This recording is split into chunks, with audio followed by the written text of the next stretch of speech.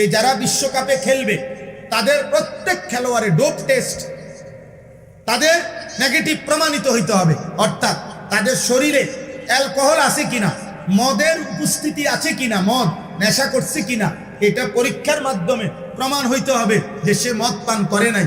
হ্যাঁ, dope test বলে এটারে। অর্থাৎ এখানে যদি সে নেগেটিভ প্রমাণিত হয় তাইলে খেলতে পারবে। যদি শরীরে অ্যালকোহল, মদের উপস্থিতি পাওয়া যায় তাইলে সে বাদ।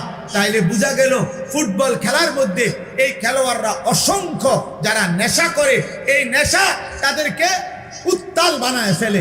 এই জন্য এটা পরীক্ষা করে করে বিরত রাখার চেষ্টা করে, কিন্তু বারবারই প্রতিবারে এরকম অসংখ্য দামি দামি খেলোয়াড় বাদ পড়েছে। আমি তো নাম বললে আরো কইতাছি না, ইচ্ছা করে আমি তো নাম ধরে ধরে কইতে হবে, দাগ নম্বর, খতিয়ান নম্বর সহ কত সালের